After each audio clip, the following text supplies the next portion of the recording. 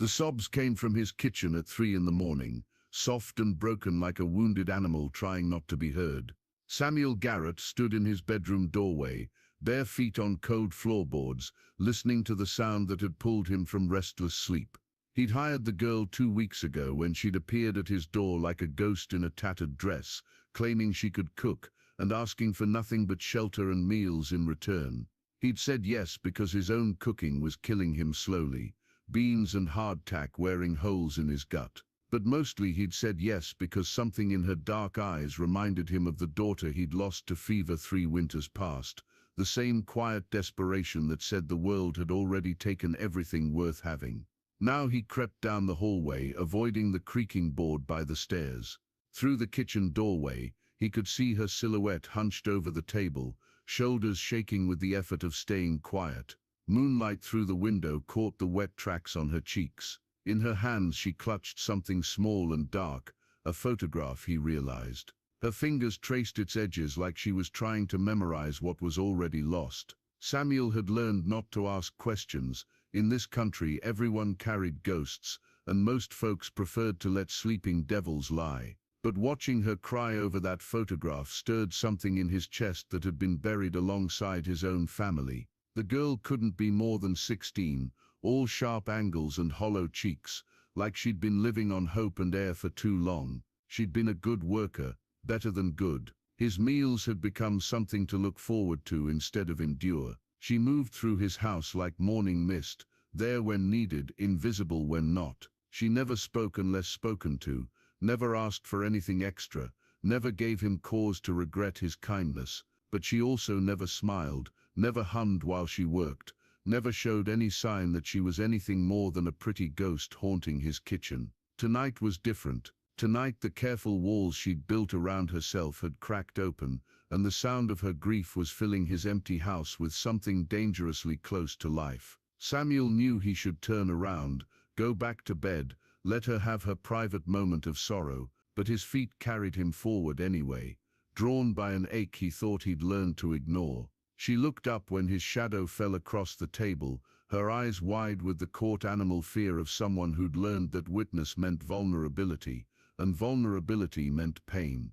"I'm sorry," she whispered, wiping her face quickly. "I didn't mean to wake you, Mr. Garrett. I'll be quiet." She started to rise, to slip away like she always did, but something in his expression stopped her. Samuel pulled out the chair across from her and sat down heavily. "What's that you're holding?" Her fingers tightened on the photograph. "Nothing important. Everything's important at 3 in the morning." His voice was gentler than she'd ever heard it. "Especially the things that make us cry." She stared at him for a long moment, weighing risks behind those dark eyes. Finally she turned the photograph so he could see. A family, mother, father, 2 small children, smiled back at them from better days. The girl in the picture looked younger, softer, untouched by whatever had carved the hollows from her cheeks. "They're gone," she said simply. "Cholera took them last spring. I've been alone since then." Samuel nodded, understanding more than she knew. "What's your real name, child? I know it's not Mary Smith like you told me." "Elena." The word came out like a prayer.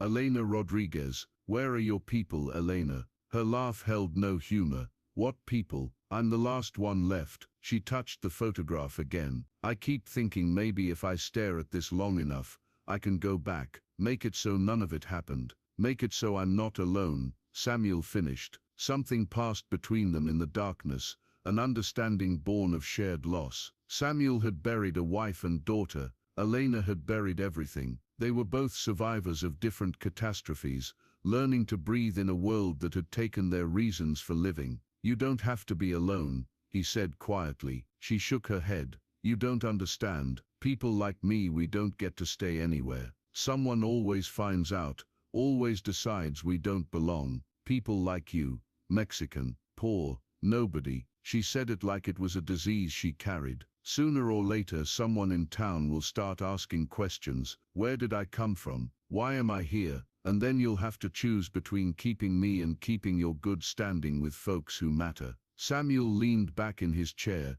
considering. He'd never thought much about what others might say. This was his land, his house, his choice. but he understood her fear. He'd seen good people run out of town for less. Outside, a coyote called to its pack, and Elena flinched at the sound. Everything about her was wound tight, ready to run. What if they didn't have to choose? Samuel asked. The riders came at sunset 3 days later, dust clouds announcing their approach long before Samuel could make out their faces. Elena saw them first from the kitchen window, and the plate she'd been drying slipped from her hands, shattering against the floor like her composure. "Mr. Garrett," she called, her voice carefully controlled, but her eyes wide with the kind of fear that came from experience. Samuel stepped onto his porch, shading his eyes against the dying sun. 5 men, riding hard and purposeful. He recognized the lead rider, Tom Brennan, who owned the general store in town and served as unofficial spokesman for the decent folks who liked their world ordered and predictable. The others were local men,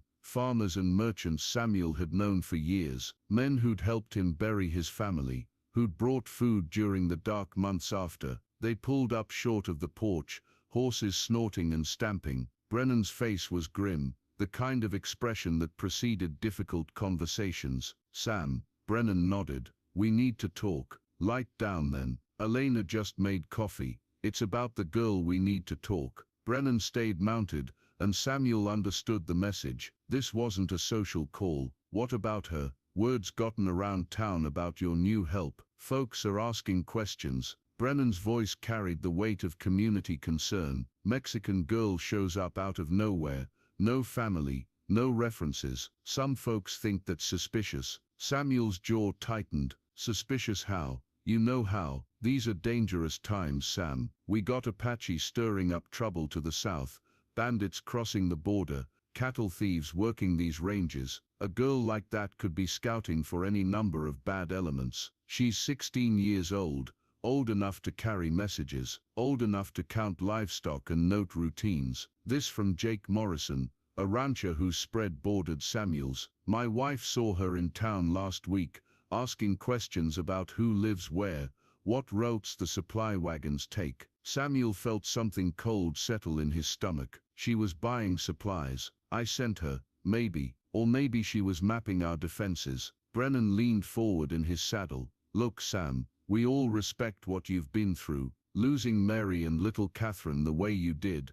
It's natural you'd want to help someone in need, but you can't let grief cloud your judgment." Behind him Samuel heard the soft sound of Elena's footsteps retreating into the house. She was listening, hearing every word that painted her as a threat, instead of a frightened girl who made his coffee strong and hummed Spanish lullabies while she worked. "What exactly are you asking me to do?" "Send her on her way," Morrison said bluntly. "Tonight, before she brings trouble down on all of us." The other men nodded agreement, faces set with the certainty of people who'd already decided what was right. Samuel looked at each of them, men he'd called friends, men he'd trusted with his life more than once. "And if I don't?" The silence stretched long enough for everyone to understand what wasn't being said. After the riders left, Samuel found Elena in her small room, packing her few belongings into a worn canvas bag. She moved with mechanical precision, folding her extra dress,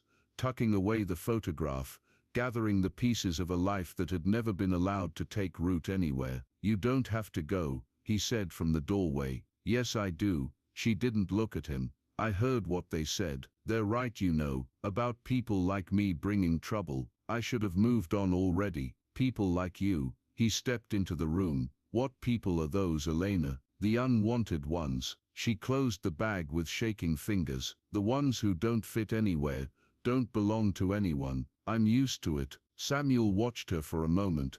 This girl who'd brought life back into his empty house without him realizing it, who'd mended his torn shirts without being asked, who'd planted flowers by his front door, who'd made his kitchen smell like cinnamon and hope again. "My daughter would have been about your age now," he said quietly. Elena's hands stilled on her bag. "Catherine, she had your way of moving quiet through the house, like she was afraid of taking up too much space. Mary used to say she was born apologizing for existing." He leaned against the doorframe. "I used to tell her she had as much right to be loud as anyone. Took me 2 years after she died to realize I never learned that lesson myself." Elena turned to face him, something careful and fragile in her expression. I've been living quiet too, Samuel continued, keeping my head down, not making waves, letting other people decide what's right and what's wrong, but watching you pack that bag, seeing you get ready to disappear because someone decided you don't belong. It reminds me that keeping quiet isn't the same as keeping peace. They'll make your life difficult if I stay, maybe, but they'll make my life empty if you go. He pulled something from his pocket, a small wooden cross, carved with careful hands. This was Catherine's. Mary made it for her when she was small. I've been carrying it around like a talisman, like if I held onto it tight enough, I could bring her back. He held it out to Elena, and she stared at it like it might burn her. I can't take this. Why not? Because it's not mine, because I'm not her, because I'm nobody's daughter anymore. Samuel stepped forward and gently pressed the cross into her palm. Maybe you could be mine. The words hung in the air between them, heavier than any formal adoption papers, more binding than any legal document. Elena's eyes filled with tears she'd been holding back for months. Papa, she whispered, trying out the word like she was afraid it might crumble, and Samuel felt something in his chest that had been frozen for 3 years finally begin to thaw. The confrontation came at dawn, just as Samuel expected it would. This time Brennan brought more men, 8 riders carrying the authority of collective righteousness and the impatience of people who'd given fair warning and been ignored. But Samuel was ready for them. He stood on his porch with Elena beside him, her small hand tucked into the crook of his arm. She wore Catherine's cross openly now, silver against her brown throat, and her chin was raised with something that looked remarkably like defiance. Last chance, Sam, Brennan called out. Send her away, or we'll do it for you. She's not going anywhere, Samuel replied. This is her home now. You're making a mistake. The only mistake I made was waiting this long to make it clear where I stand. Samuel's voice carried across the yard with quiet authority. Elena is my daughter now, legal and proper. Any man who has a problem with my family can take it up with me directly. Morrison urged his horse forward. You can't just adopt some stray and expect. I expect, Samuel interrupted, that decent Christian men would welcome a child who's lost everything and found shelter with someone willing to give it. I expect neighbors would be glad to see an empty house filled with laughter again, and I expect friends would trust my judgment about my own family. Elena squeezed his arm, and he could feel her trembling despite her brave front, but she didn't step back, didn't try to hide behind him. Whatever courage she'd found, she was determined to use it. Look at her, Samuel continued, his voice gentler now. Really look. She's 16 years old. She's been alone for months. She cooks better than any of your wives, works harder than most of your sons, and asks for nothing but a place to belong. What exactly about that threatens you? The silence stretched long enough for doubt to creep in. Samuel could see it in their faces, the slow recognition that maybe their fear had made them cruel, that maybe their certainty had blinded them to what was actually standing in front of them. Brennan shifted in his saddle. If trouble comes because of her, then I'll handle it, same as I'd handle trouble that came because of any member of my family. One by one the riders turned their horses away, not with apologies that would come later, if at all, but with the grudging acceptance of people who'd pushed as far as they dared, and found the push returned with interest. As the dust settled behind them, Elena sagged against Samuel's side like a marionette with cut strings. Is it over? She whispered. It's over, he confirmed, pulling her close. You're home now, for good. Years later, when Elena had children of her own playing in the yard where she'd once planted flowers with trembling hands, she would remember that morning as the moment she learned the difference between shelter and home. Home, she would tell her daughter, wasn't about the walls that kept you safe, it was about the people who chose to stand beside you when those walls were tested. The last thing visitors saw when they left Samuel Garrett's ranch was always the same, an old man and his grown daughter working side by side in the garden, their heads bent together over something growing, their quiet conversation mixing with the wind that carried stories across the endless prairie.